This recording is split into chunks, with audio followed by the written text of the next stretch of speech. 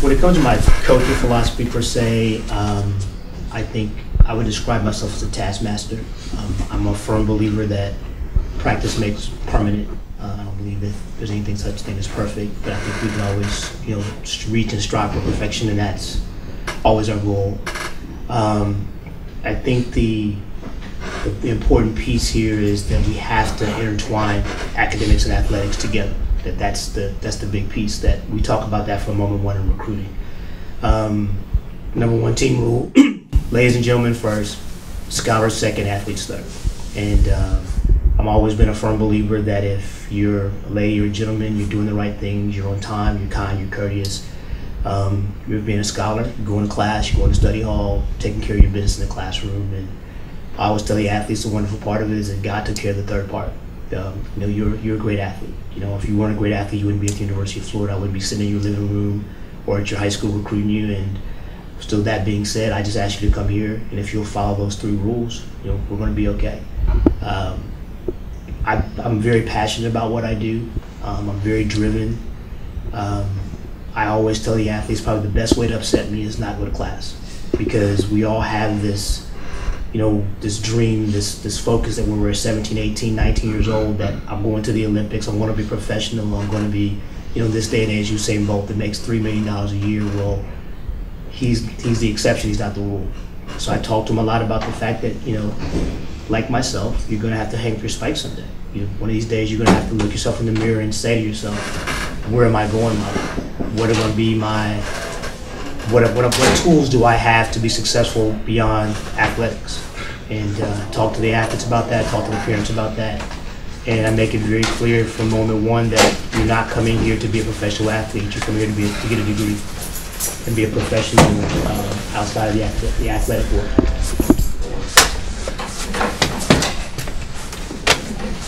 All right. What percent of your athletes end up professional, would you guess? No, I've never, it's not a statistic that I keep. It's not something that we talk about a lot. What I've found over the years is that the athletes that walk in the door talking about being professional are usually the ones that don't make it. The ones that come in and just go about their due diligence. Probably the 2 most successful athletes I've had on that stage would be recently would be Karan Clement and Tony McQuay. Neither one of them came here and even talked about being professional athletes. Tony, this is kind of crazy, didn't even know that there really wasn't Olympic Games, but now he's been an Olympian. So the athletes that come in and focus on the task are the ones that become professionals that I've found. They have the better careers. You get a guy like Christian Taylor who said he had this kind of design plan that he was going to be a professional at the end of his junior year, and it worked out for him.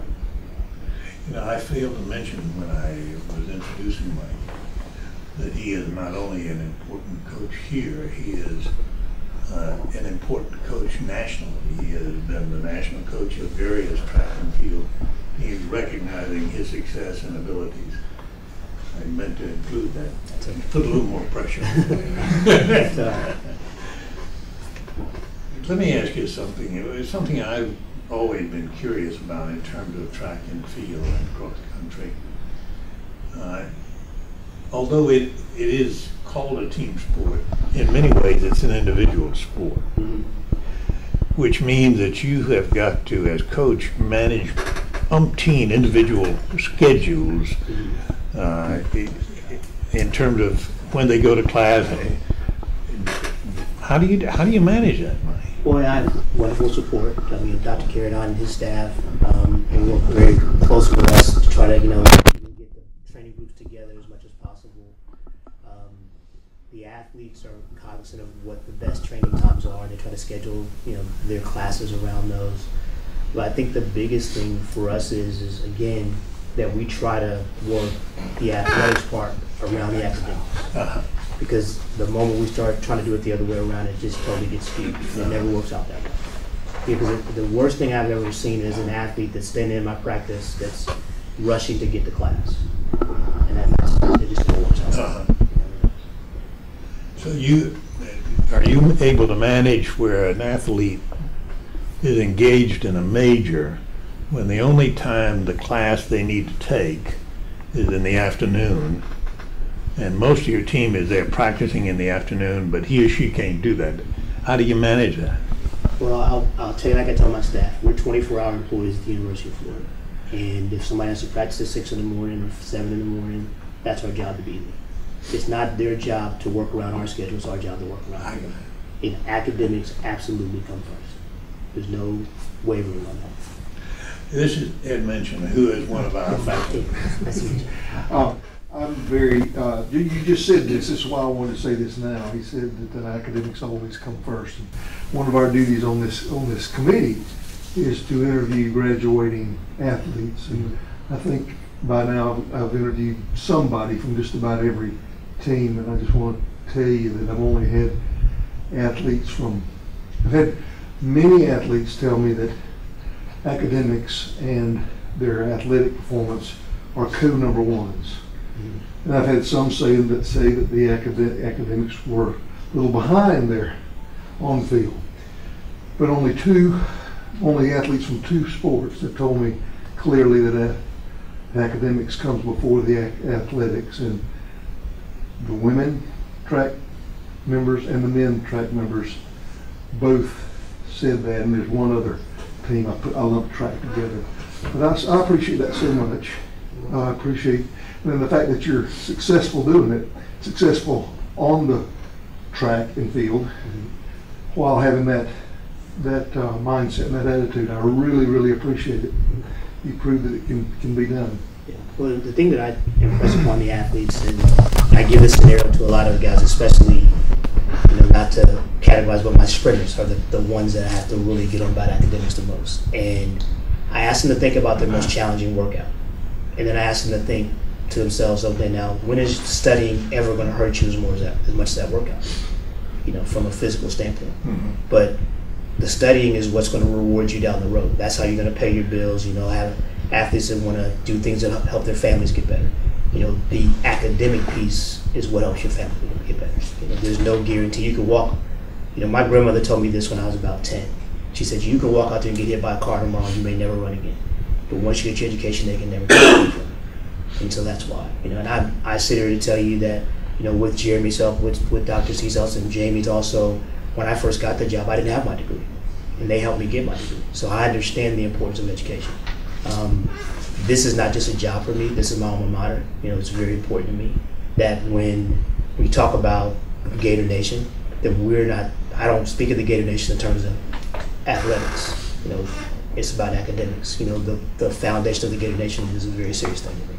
Very serious. Me too. Yeah. Karen, anything? Okay. Mike? Recruiting. How do you go about doing that? Your sport is so varied.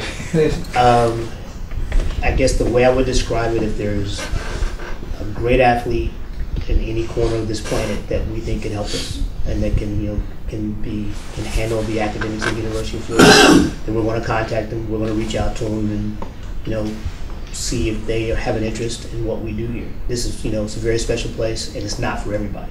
We've had athletes that are intimidated by what we do here.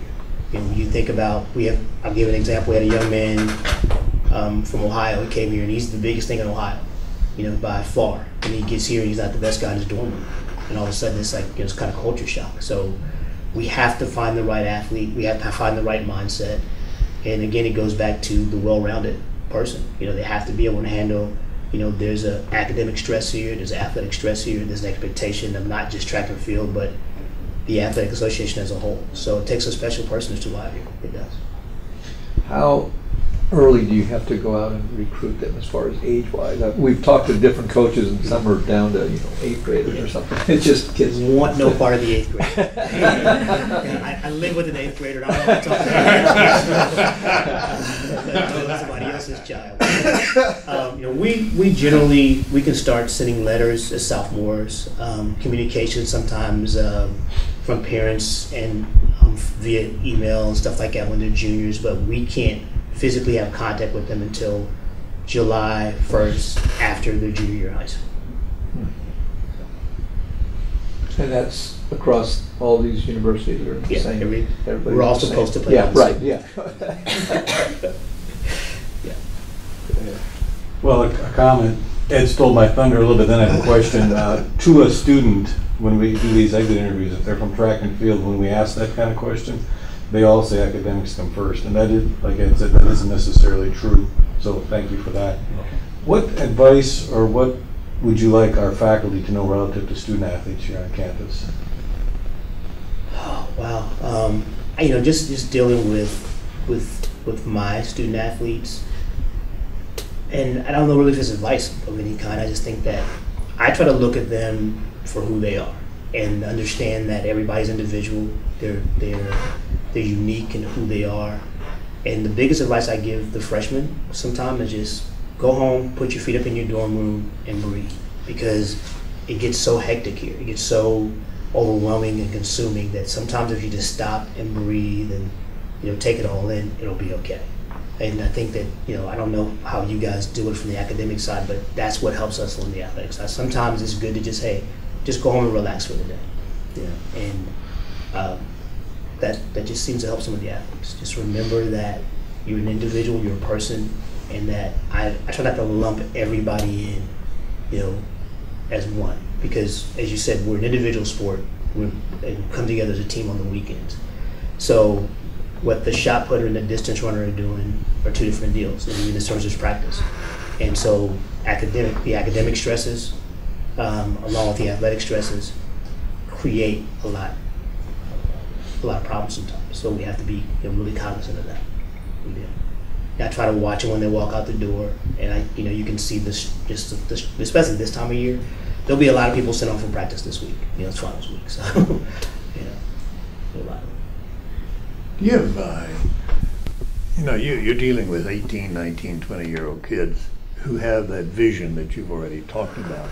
And as you try to help them focus both their academics and their future vision on something in addition to or besides pro-life, what can you do to make that happen, other than continuing to give them the advice that you give them? There's really no magic formula to that. Yeah. There's no secret. There's no blue pill, so to Right. speak. I think the biggest thing is again, it's the support I have here. Whether it be downstairs in the training room, the strength and conditioning staff, Dr. Carradine and his staff, everybody is on board with the vision of the academic side of it. And I depend on my assistant coaches and everybody else around me to help me be aware of an athlete who's having stresses in certain parts of their life. I think that's why we're successful. I think that's very important. Let me ask you another one, and this one sometimes is part of the popular press. And that is, do you ever trip up over outstanding athlete, underprepared academic? What do you do about it? Well, the first thing I do is I give it out to Carradine, because they do a wonderful job of identifying those folks. I have meetings every fall with the learning specialists. Dr. Carradine does a very good job of identifying those folks, and either he himself calling me or having Tim or Ann or Judy or Kelly Rivers working with that athlete give me a call and we'll talk about it. And the biggest thing for me in those cases, what I found is that it's a matter of getting the athlete to buy in. It's a matter of getting the athlete to understand that if you continue along this academic path that you started when you were in middle school usually, you're not going to get to the ultimate goal being a graduate from University of Florida. We're not going to give you grades here. We're not going to do your work for you here. I know that happens at the high school level. We're all very aware of that. But this is a new day. We're going to give you a chance to get your life going in the right direction and give you a chance to have a successful life after track and field. Mm-hmm. And again, it just comes down to what that person has inside of them, what their true goals are. What I found is with some athletes, they don't want to be successful. They talk the talk, but the old saying says they can't walk the walk. So, but the majority of them, because of the support we have here, because they're surrounded by 80 or 90 other athletes who are trying to get it done the right way, we've had more that we pull up with us than to walk away from it. So. All right. Ken, anything? Al? Mike? Karen, you good? Do they get any support for learning about careers after they graduate or graduate schools to attend? Is that part of the whole process? Yeah, that's something, again, the Office of Student Life does a wonderful job with that. And, you know, I've had athletes come in and say, you know, Coach, I'm thinking about this, and I've been in front of Dr. Carey. And, you know, again, it's just a matter, and I tell them this all the time too, just ask the question. We start this process during the recruiting process. There is no dumb question. I've had people say, this is a dumb question. No, the dumb question is the one you don't ask. So if you don't ask the question, you can't get the answer to it. And when it comes to academics, you know, we have so many resources here. I've had athletes come in and go, Coach, I have no clue what I want to be. Dr. Carey, you probably remember Gerald Clairville, who's a walk-on athlete who he was in school because his mother said he had to get a degree. He had no idea what he wanted to do. Now he owns 2 businesses in Texas. You know, he's doing wonderful. He has a degree in international, master's in international business. But because he went through the learning stuff over here, he figured out what he wanted to do with his life. You know? So we have tons of those stories. Thanks, Mike. Thank you very well. Thanks for Thank you coming. guys for having me this morning. All right.